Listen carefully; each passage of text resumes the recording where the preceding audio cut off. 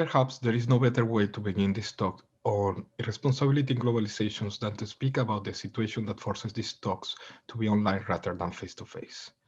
As of this writing, the COVID-19 pandemic has infected at least 100 million people globally and killed nearly 2.5 million. However, those figures only include confirmed cases in official statistics. There are millions of victims whose names we will never know. Thus, although this pandemic is undoubtedly the most important global phenomenon in recent years, in the millions of its victims will be anonymous and will not be registered in any official statistics. The trend toward massive and anonymous victims is not is not the only common paradox to global catastrophes. Another is the dual idea of global irresponsibility. Dual because on one hand, the massive scale of global phenomena and the number of victims demands responsibility in a new scale and with a new urgency, but on the other, the extremely long chance and complexity of global processes tend to blur responsibility, even for the worst crimes, and anonymize the victims.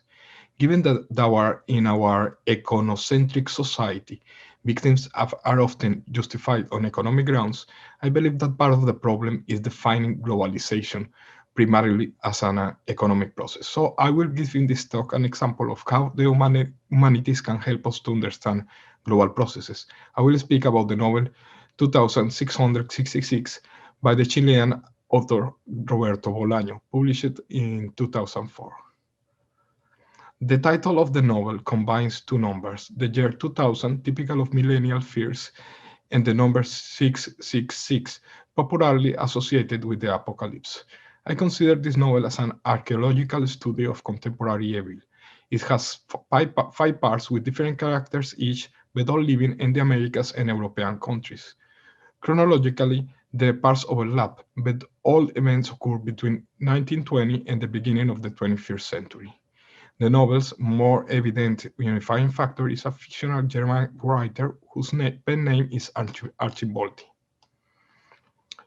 In the fifth part of the novel, this fictional German author meets Leo Sommer in a prisoners of war camp.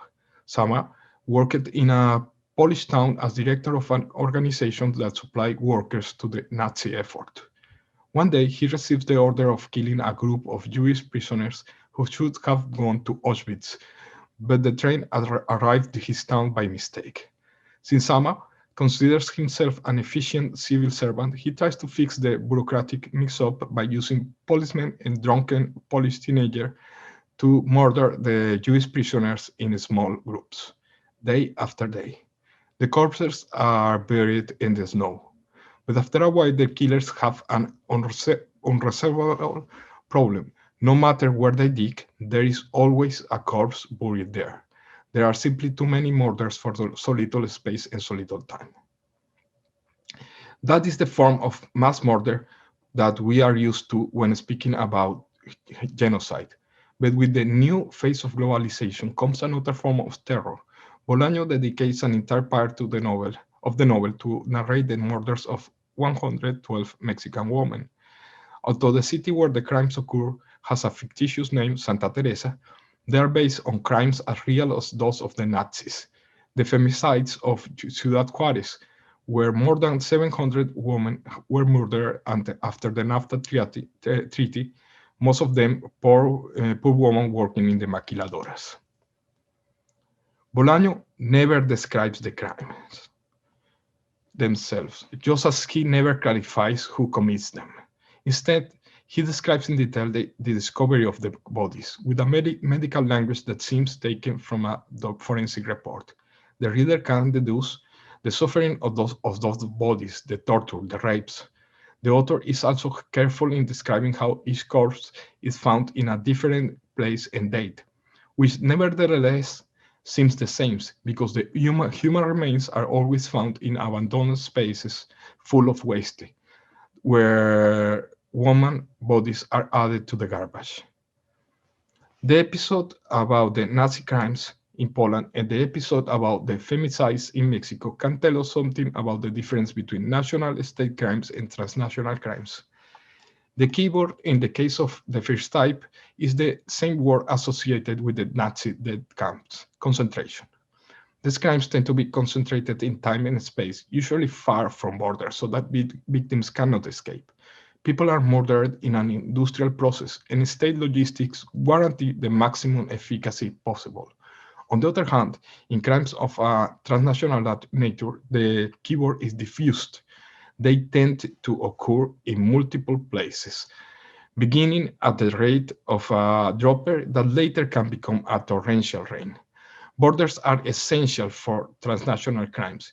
Crime does not necessarily happen at the border itself, but its causes run through the border, and those responsible benefit from the vacuum of effective authority in transnational spaces. The last element of the novel I want to mention is the first time that Bolaño speaks directly about globalization. In the first part of the novel, three university professors who study Archimboldi's work, the Englishwoman Liz Norton, the French Jean-Claude Pelletier, and the Spaniard Manuel Espinosa, become involved in a love triangle. But the woman asks both men to stop seeing each other for a while. Both male professors talk and decide to look for sex workers. Then Bolaño tells us the following about Espinosa. He never saw the same girl twice. He was with a Dominican, a Brazilian, three Andalusians, a Catalan woman.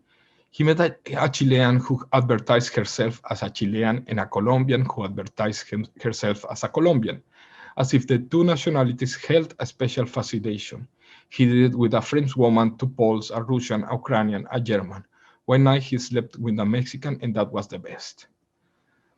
In that paragraph, I want to highlight how those women lose all individuality. Spinoza sees them as collectible objects, almost as if he were collecting baseball cards based on nationality. But also a repeated expression in the same paragraph, advertised herself, indicates that those women see themselves too as consumable objects, as part of the offering in a global market where they must compete. And I wonder, is it just them, or is it all of us? The way we imagine globalization has consequences. Ronald Robertson said that globalization is also a process of awareness of the world as a whole. On his part, Feng Chia mentioned that since we cannot see the universe, the world of humanity, the cosmopolitan optic is not one of perceptual experience, but of the imagination.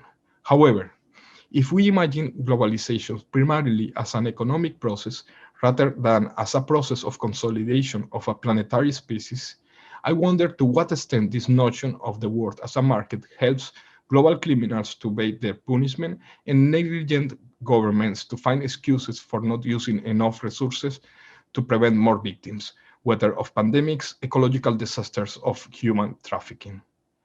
Once the market in capital letters becomes the center of society, the self-validating logical loop that argues that the economy requires victims can be used to justify anything. So, as a final reflection, I want to add that I believe that offering human sacrifices to the god of the market is not only unjust, but irrational and primitive, because people are the economy and the society.